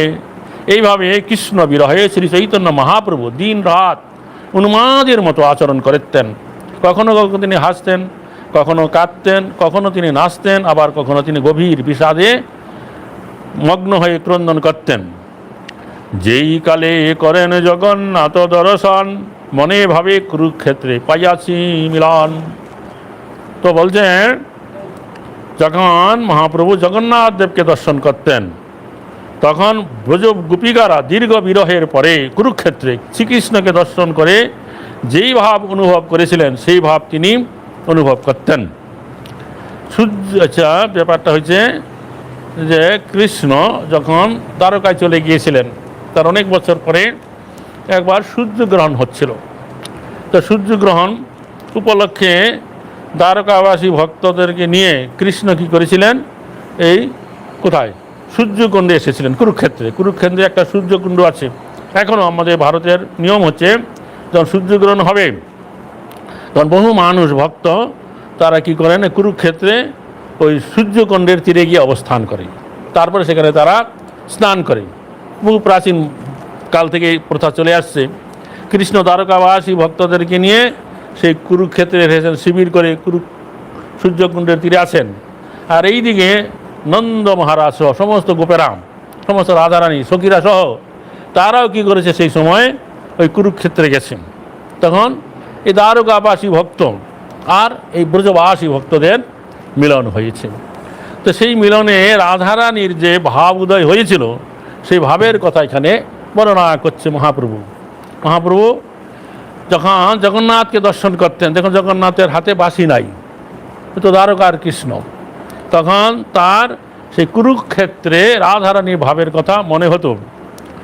রথযাত্রায় আগে যবে করেন নর্তন তাহা এই পদমাত্র করে ও গায়ন। রথযাত্রার সময় চৈতন্য মহাপ্রভু যখন রথের অগ্রে নৃত্য করতেন তখন তিনি নিম্নোক্ত একটা পদ কীর্তন গাইতেন। সেই তো পরাণনাথ পাইনু যাহা লাগি মদন দোহনে ঝুরি গেনু। আমি এখন আমার প্রাণনাথকে পেয়েছি, যার জন্য আমি মদন দোহনে মানে কামাগ্নিতে দগ্ধ হচ্ছি। তো বলছে এই যে কামং ক্রোধং ভয়ং স্নেহং ঐক্যং সৌহৃদং এবচ নিত্যং হরু বিধতু জান্তি তন্ময়াতাং হিতে। কাম, ক্রোধ, ভয়, স্নেহ ইত্যাদি প্রবৃত্তিগুলো প্রয়োগ করার মাধ্যমে যদি শ্রীকৃষ্ণের অনুগত হওয়া যায় তাহলে জীবন সার্থক হয়। তো ব্রজ গোপিকারা কামের দ্বারা শ্রীকৃষ্ণের ভজনা করেছিলেন। শ্রীকৃষ্ণ ছিলেন একজন অপূর্ব মাধুর্যমণ্ডিত বালক, আর তারা তার সান্নিধ্যে তার সঙ্গ সুখ উপভোগ করতে চেয়েছিলেন। তবে এই কাম জড় জগতের কাম থেকে ভিন্ন। আপাতত দৃষ্টিতে তা কাম বলে মনে হলেও প্রকৃতপক্ষে তা হচ্ছে ভগবান শ্রীকৃষ্ণের প্রতি সর্বশ্রেষ্ঠ আকর্ষণ। তো শ্রী চৈতন্য মহাপ্রভু ছিলেন সন্ন্যাসী। তিনি তার যুবতী পত্নী, বৃদ্ধা মাতা, গৃহ ইত্যাদি সব কিছু পরিত্যাগ করেছিলেন। তিনি অবশ্যই জাগতিক কামভাবের দ্বারা প্রভাবিত হতে পারতেন না। সুতরাং তিনি যখন মদন দহনে কথাটি ব্যবহার করেছেন তখন বুঝতে হবে যে শ্রীকৃষ্ণের প্রতি তার বিশুদ্ধ প্রেমের প্রভাবে কৃষ্ণ বিরহে তার অন্তর দগ্ধ হচ্ছিল। যখনই তার সঙ্গে জগন্নাথ দেবের সাক্ষাৎ হয়েছে, তা মন্দিরে হোক বা রথযাত্রার অনুষ্ঠানে হোক, শ্রী চৈতন্য মহাপ্রভু তখন ভাবতেন এখন আমি আমার প্রাণনাথকে ফিরে পেয়েছি। তো এই ধুয়া গানে নাচেন দ্বিতীয় প্রহার, কৃষ্ণ লইয়া বোঝে যায় এই ভাব অন্তর। তো শ্রীমন মহাপ্রভু দিবসের শেষার্ধে দ্বিতীয় প্রহরে সেই তো প্রাণনাথ পাইনু গানটি গেয়ে নাচতেন এবং তিনি অন্তরে ভাবতেন আমি এখন কৃষ্ণকে বৃন্দাবনে ফিরিয়ে নিয়ে যাচ্ছি। এইভাবে তার হৃদয় সর্বদা পূর্ণ হতো। হরে কৃষ্ণ। তো এখানে একটা কথা হচ্ছে এই যে যখন এই কুরুক্ষেত্রে ব্রজবাসী ভক্ত আর হচ্ছে কি বৃন্দাবনবাসী ভক্ত, ব্রজবাসী আর হইলো দ্বারকাবাসী ভক্তরা মিলন হলো। তো ওরা একদিকে শিবির করে আছে, ব্রজবাসী ভক্তরা আরেকদিকে শিবির করে আছে, অপেক্ষা করছে সূর্যগ্রহণ হবে, তারপরে সূর্যকুণ্ডে স্নান করবে। তখন উভয় পক্ষের মিলন হয়েছে। তখন বহুদিন পরে এই ব্রজবাসী এই গোপগোপীদের সাথে কৃষ্ণেরও মিলন হলো। কৃষ্ণ সেখানে এই নিভৃতে নির্জন স্থানে রাধারানী সহ গোপিকাদের সাথে তার মিলন হলো। আর কৃষ্ণের তখন ক্ষত্রিয় বেশ, সে বোঝে থাকতে যেই বেশ ছিল সেই বেশ নাই, ক্ষত্রিয় বেশ, এবং তার সাথে অনেক লোকজন, ক্ষত্রিয় সৈন্য সামন্ত, হাতি ঘোড়া অনেক কিছু আছে। আর তখন রাধারানী এই কৃষ্ণকে একটা কিছু কথা বললেন যে দেখো তুমি সেই কৃষ্ণ আর আমি হচ্ছি সেই রাধা, তোমার আমার সাথে এখন মিলন হয়েছে, কিন্তু বৃন্দাবনে তোমার সাথে আমাদের যে মিলনের যে আনন্দ বা সুখ এখানে তা নাই। এখানে লোকজন, হাতি ঘোড়া, হ্যাঁ, ক্ষত্রিয়গণ আছে, তোমার ক্ষত্রিয় বেশ, তো চলো আমরা এখান থেকে বৃন্দাবনে যাই। বৃন্দাবনে গিয়ে সে যমুনার তটে কেলিকদম্বের মূলে তোমার সাথে আমার মিলন হবে, সেইখানে আমরা পূর্ণ আনন্দ প্রাপ্ত হব। এই কথা রাধারানী বললেন।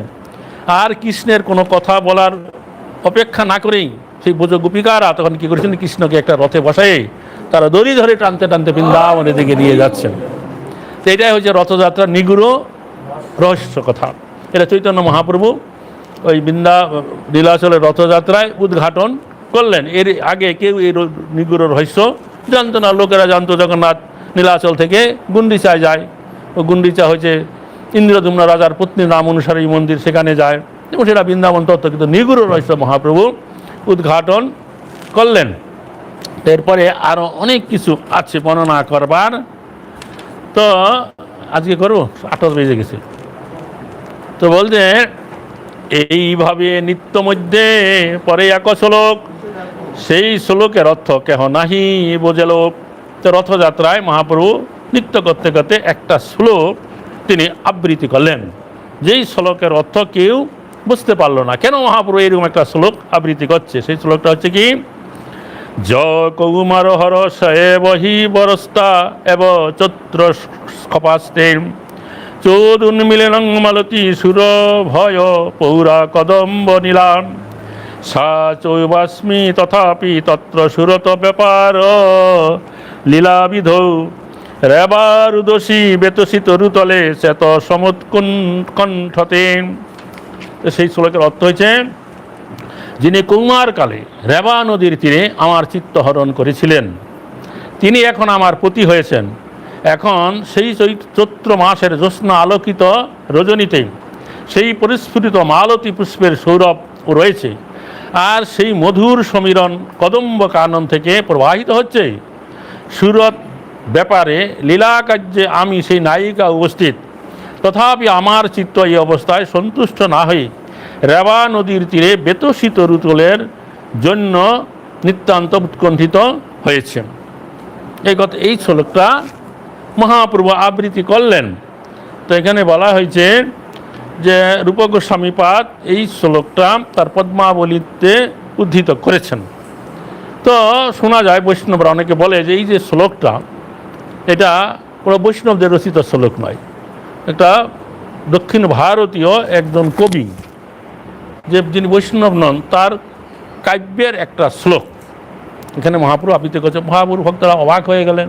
সাধারণত বৈষ্ণবেরা অভক্তদের রচিত কোনো কাব্যগ্রন্থ পাঠ করে না, তো মহাপ্রভু কেন এই শ্লোকটা আবৃত্তি করছেন? তো বলছে এখানে যে এই শ্লোকের অর্থ জানে একলা স্বরূপ দৈবে সেই বৎসর তাহা গিয়াসেন রূপ।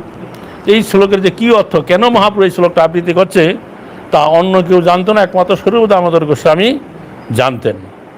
তো 1 বছর কি হয়েছিল, মহাপ্রভু এই রথযাত্রায় সেখানে রূপ গোস্বামীপাদ রথযাত্রার সময় নীলাচলে গিয়েছিলেন। তিনি যখন মহাপ্রভুর আবৃত্তি করছে এই শ্লোকটা, এর অনুরূপ আরেকটা শ্লোক রূপ গোস্বামী রচনা করলেন, এবং রচনা করে তিনি কি করলেন, তিনি নীলাচলে গেলে রূপ সনাতন গোস্বামী তারা হরিদাস ঠাকুরের ভজন কুটিরে থাকতেন, তার অনুরূপ আরেকটা শ্লোক লিখে চালে গুজে রেখে, তালপাতায় রেখে চালে গুজে রেখে তিনি সমুদ্রে স্নান করতে গেছেন। আর মহাপ্রভু জগন্নাথ দর্শন করে সেখানে এসেছেন। হরিদাস ঠাকুরের সাথে কথা বলছে, তখন দেখছে চালে গোজা ওই শ্লোকটা আছে, আর ওই শ্লোকটা বের করে মহাপ্রভু তখন পড়লেন। তখন মহাপ্রভু খুব সন্তুষ্ট হলেন যে আমার মনের কথা, নিগুড় মনের কথা এই রূপ গোস্বামী কী করে জানতে পারলো। তিনি অবাক হয়ে গেলেন। হরে কৃষ্ণ। তো যাই হোক, আমরা এই পর্যন্ত আজকে পাঠ রাখবো। কালকে এই রথযাত্রা নিগুড় রহস্য এবং রূপ গোস্বামীর পঠিত যে শ্লোকের অর্থ আমরা বিশ্লেষণ করব। হরে কৃষ্ণ।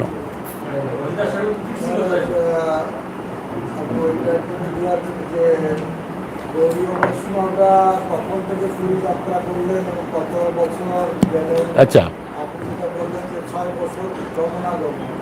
মানে মহাপ্রভু দক্ষিণ ভারত, গৌরদেশ, বৃন্দাবন 6 বছর চলে গেল। 18 বছর ওই শেষ লীলা করেছে। তার মধ্যে 18 বছর 6 বছর নৃত্য কীর্তন ইত্যাদি করছে। তার শেষ 18 বছর অন্তলীলা, শেষের 12 বছর।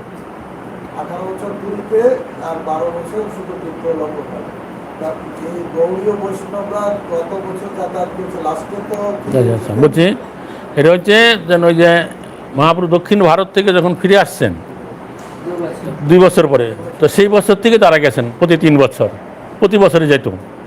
তারপরে মহাপ্রভু যখন 5 বছর পরে গৌর দেশে আইলো, শান্তিপুরী থেকে ঘোষণা করলো যে আমি এই বছর কি করব, যে নীলাচলে এখনই গিয়েই তাড়াতাড়ি আমি কি করব, ওই বৃন্দাবন যাব। যে আমি এখনও বাংলায় এলাম, তোমাদের সবার সাথে আমার এখানে দেখা সাক্ষাৎ হলো, কাজে এই বছর তোমাদের কেউ আর নীলাচলে আসতে হবে না। তো সেই বছর তারা কেউ যায় নাই।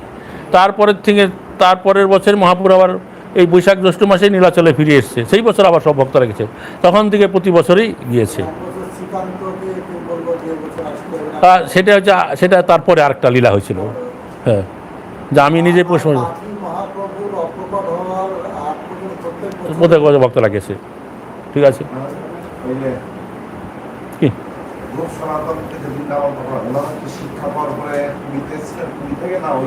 না ওইখান থেকেই, মানে আগে রূপ গোস্বামীর সাথে মিলন হয়েছিল পায়াকে, সেখানে 10 দিন রেখে তাকে শিক্ষা দিলেন।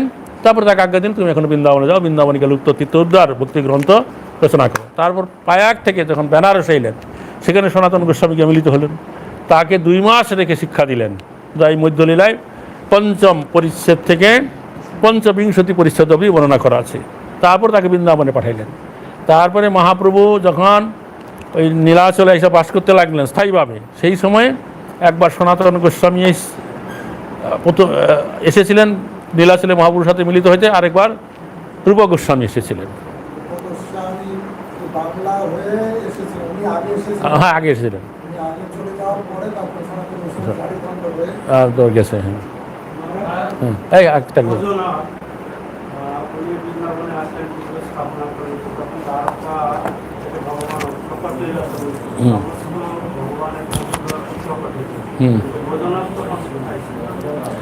অন্য কোথায় ছিল, এবং পরীক্ষিত মহারাজ তাকে আনয়ন করে মথুরা সিংহাসনে বসালেন। একথা বলা যায় যে কৃষ্ণ যে দ্বারকাপুরী বিশ্বকর্মা তারা নির্মাণ করেছিলেন, কৃষ্ণ যখন এই জগৎ থেকে চলে যান তৎক্ষণাৎ সমুদ্র সেই যে কৃষ্ণের নির্মিত বা বিশ্বকর্মা নির্মিত দ্বারকাপুরী, সেটা তখন সমুদ্র গর্ভে বিলীন হয়ে যায়। একবার হীরা মহর জহর সোনা মাণিক্য দিয়ে তৈরি, প্রত্নতত্ত্ব বিভাগের লোকেরা অনেক অনুসন্ধান করছে, সেটা পাইলে আমরা ভারত বিরাট ধনী হয়ে যাব, কিন্তু খুঁজেই পায় না কোথায় আছে। আচ্ছা, ওকে আমাদের ভক্তি রসমিতে পড়ানো হচ্ছে ভক্তি রসমিতে, তো ওখানে গোস্বামী সনাতন গোস্বামীর জ্যেষ্ঠ ভাতা এবং গুরুদেবও বলেছেন। এটা শোনা যায় যে রূপ গোস্বামী সনাতন গোস্বামীর কাছ থেকে দীক্ষামন্ত্র নিয়েছিলেন, এই জন্য ভাই বড় ভাই এবং গুরু বলা হয়।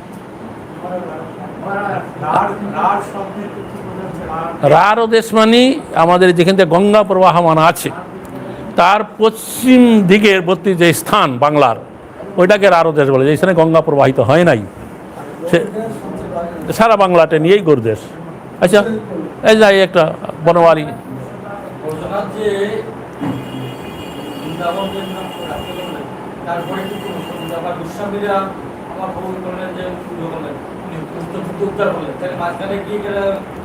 না না, দেখো ওই যে পরীক্ষিত মহারাজ এবং ব্রজনাভ তারা বৃন্দাবনের কৃষ্ণের যে লীলাস্থলী অনেকগুলো যা ছিল ওগুলো তারা সংরক্ষণ করেছেন, এবং এই 8 বিগ্রহ স্থাপনা করেছেন।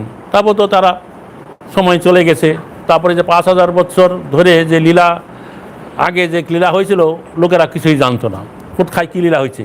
তো এই সরগোস্বামীরা সেই সমস্ত লুপ্ত তীর্থগুলা উদ্ধার করলেন। এবং পরীক্ষিত মহারাজ এই যে গোবিন্দ গোপীনাথ মদন মোহন স্থাপনা করেছেন।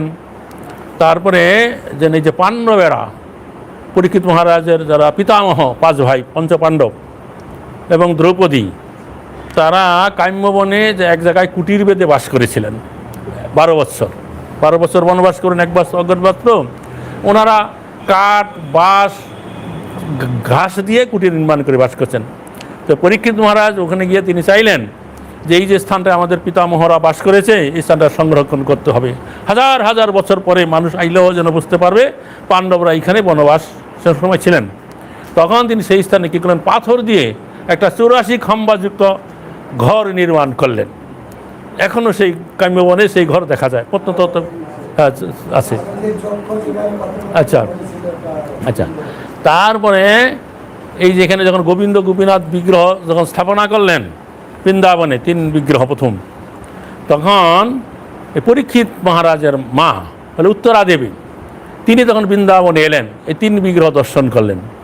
3 বিগ্রহ দর্শন করে তিনি বললেন এই মদন মোহনের চরণ, গোবিন্দের বক্ষ, আর হয়েছে গোপীনাথের মুখমণ্ডল হয়েছে কৃষ্ণের মতো হয়েছে। তিনি কৃষ্ণকে সাক্ষাৎ দর্শন করেছেন, তাই তিনি বললেন। এই জন্য বৈষ্ণব সমাজে একটা কথা প্রচলিত আছে, একদিনে যদি কেউ ওই 3 বিগ্রহ দর্শন করতে পারে তার কি হবে, অনেক স্বীকৃতি হয়ে যাবে। কি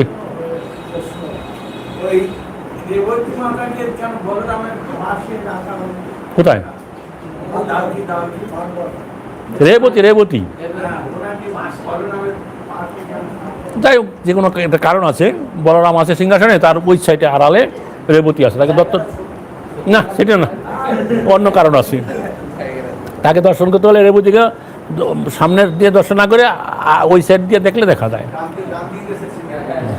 আর কি? ও রেওয়া নদীর আছে দক্ষিণ ভারতে, এখন আছে কিনা জানি না। রেওয়া নদীর তীরে বেতসী তরুতলে, কালকে আমরা এই শ্লোকের ব্যাখ্যা করবো। বেতসী মানে বেত গাছ। ঠিক আছে, হরে কৃষ্ণ।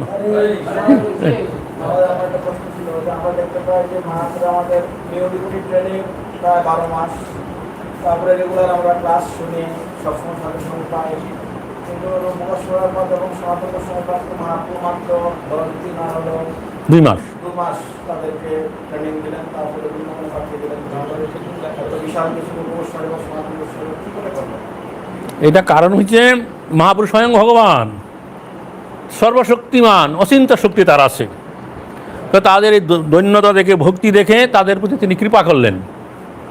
তো তার কৃপাবে মহাপ্রভুর শক্তিতে শক্তিমান হয়ে তারা এই অসাধারণ সাধ্য করেছে।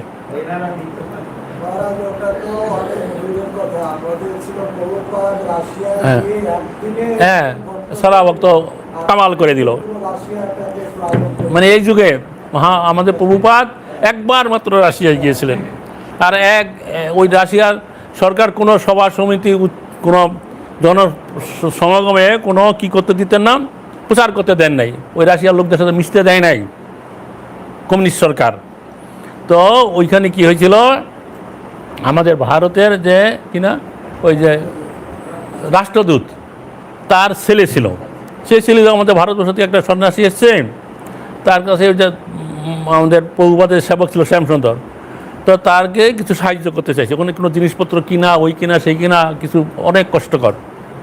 তখন সেই যে রাষ্ট্রদূতের যে ছেলে, তার একজন বন্ধু ছিল রাশিয়ান ভক্ত, রাশিয়ান ছেলে, সমবয়স্ক, বন্ধুত্ব আছে। তো সে যখন প্রভুপাদের কাছে গেছে, ওই বন্ধুকে নিয়ে গেছে, রাশিয়ান বন্ধুকে। তখন প্রভুপাদ দেখছে রাশিয়ার একটা ছেলেকে আমি পেয়েছি, তার কাছে কৃষ্ণ কথা, ভগবানের কথা আলোচনা করছে। হ্যাঁ, আর তাকে আলোচনা করে তাকে ভক্তে পরিণত করলেন, সঙ্গে সঙ্গে তাকে জপমালা দিয়ে হরিনাম দীক্ষা দিয়ে নাম দিয়ে দিলেন, কিনা শান্তি সকা নাম হলো। হ্যাঁ, অন্তর শান্তি, একদিনে, বুঝতে পারছো? তো এইটা কি করে হলো? আর তার দ্বারা যে প্রচার করালো রাশিয়ার হাজার হাজার ভক্ত হলো, এটা কি করে হলো? হরে কৃষ্ণ। কি? থাকলে নবদ্বীপ জেলা আদি জেলা আদিগন্ধ আর